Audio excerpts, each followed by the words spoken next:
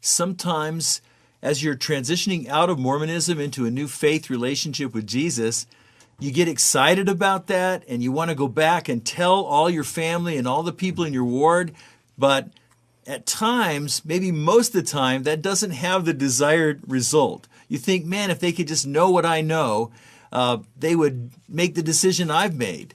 And so a lot of times we burn some bridges and we trample over some people in our zeal. So we're going to talk about that and find some ways to channel that zeal that we found, that new enthusiasm, in more constructive ways.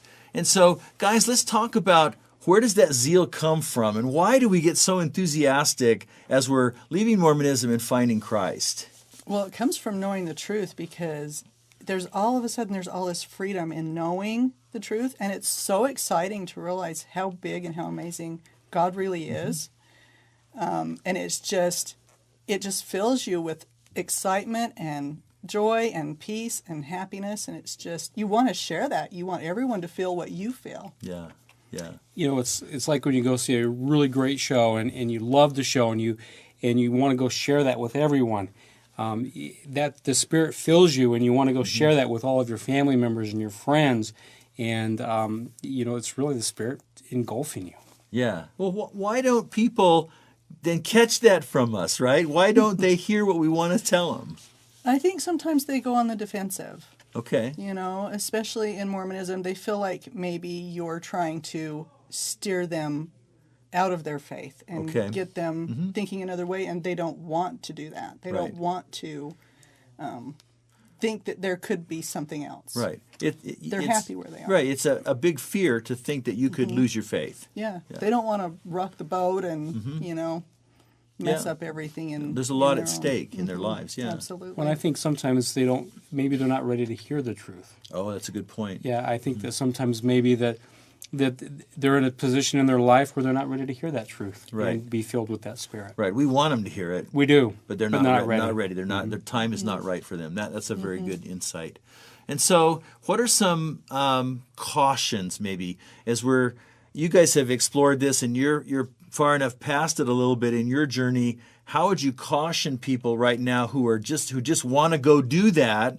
And what are some warnings we would give them, and maybe some mistakes that we could make in our zeal? You know, the one thing I would caution is be careful how you approach your family and Mormon friends, because they will take offense to some of the things you have to say, and I would direct it as questions back at them about what they do believe.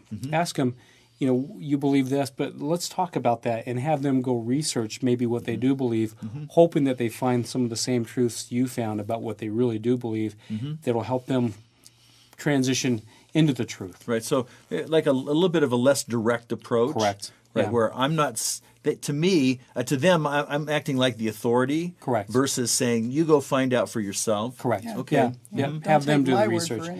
Go find it. Go look at it yourself. Don't take my word for it. Yeah. Yeah.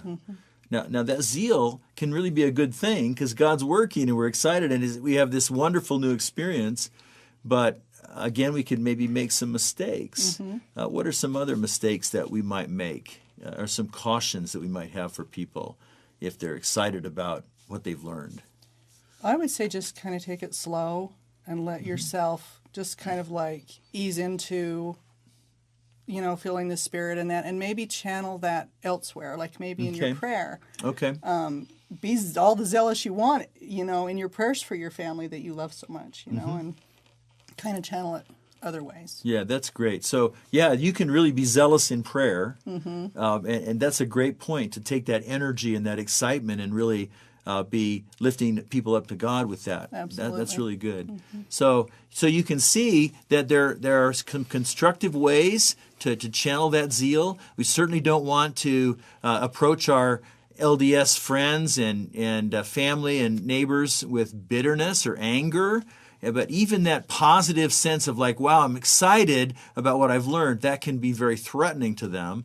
And we just I think have to understand that where our LDS friends are coming from. We know why that's threatening to them, because it's their identities at stake, and they have a lot invested in this. And so, of course, it's going to be threatening to them. So I think a little empathy for them, and we can really channel that into some different, more constructive approaches.